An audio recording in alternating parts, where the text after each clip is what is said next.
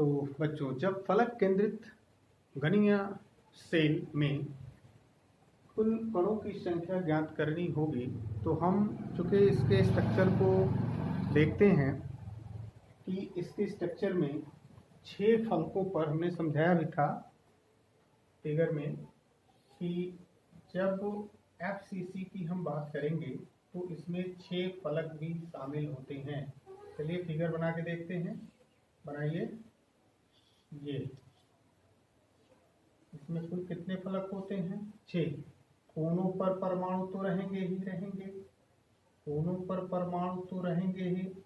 8 परमाणु यहाँ पे हैं, ठीक है, जो आपस में एक दूसरे से साझा भी करते हैं, ये हम लोग सीखे हैं।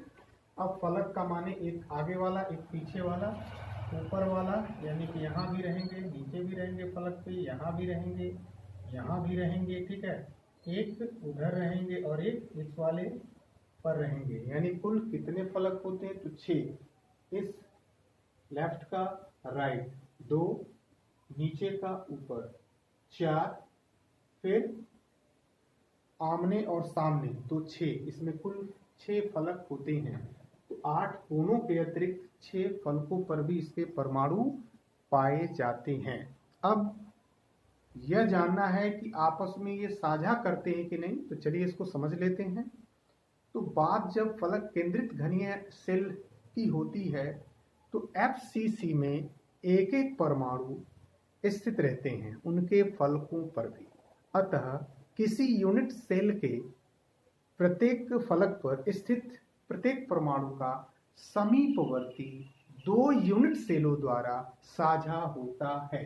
ध्यान दीजिएगा, जो यहाँ रहेगा वो 2 यूनिट सेलों द्वारा वो साझा करेगा। चूंकि किसी घन के 6 फलक होते हैं, अतः फलक केंद्रित घनीय सेलों में परमाणुओं की संख्या क्या हो जाएगी?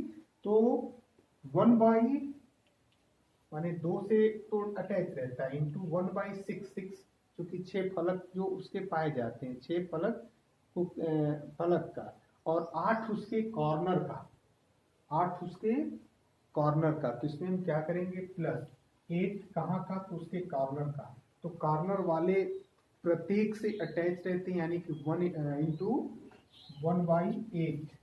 तो जब इसको हम सॉल्व करेंगे तो हम प्राप्त कर सकते हैं इसमें कुल कणों की संख्या। तो क्या होगा? इसको हल करिए 3 और ये करिए, ये जो बराबर हो जाएगा 3 + 1, यानी कि लगभग इसमें 4 परमाणु साझा करते हैं। ठीक है, फिर से समझ लेते हैं। हमने कहा कि जब भी FCC की बात होगी तो FCC में माने फेस पर उनके 6 परमाणु होंगे, 8 परमाणु इनके कोनों पर स्थित रहते हैं। तो ये 6 परमाणु होते हैं, यानी ये और आमने सामने के, वे प्रत्येक 2 से और अटैच होते हैं। ठीक है, 6 प्रत्येक 2 से क्या होते हैं? अपने समीपवर्ती 2 यूनिट सेलों द्वारा भी साझा करते हैं। ठीक है ना? तो क्योंकि सब में से उसका अंश है तो 1/2 इंटू 6 फेस का, ठीक है, और बाकी इतनी चीजें तो हम समझ रहे हैं कि 8 कोनों पर हैं और बाकी 8 का थोड़ा थोड़ा अंश उससे जुड़ा हुआ है, अटैच करते यानी कि साझा करते हैं।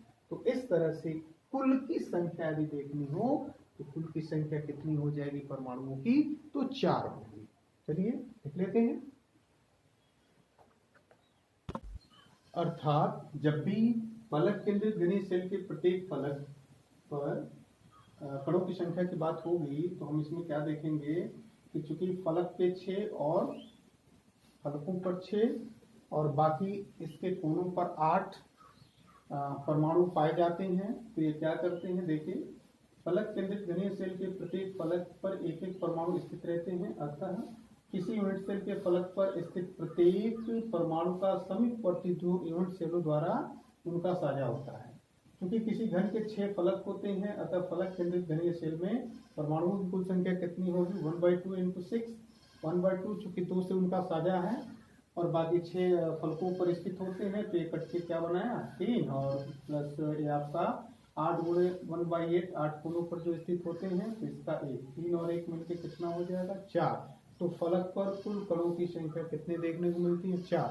तो इस प्रकार हम क्या देखते हैं कि SCC में एक परमाणु,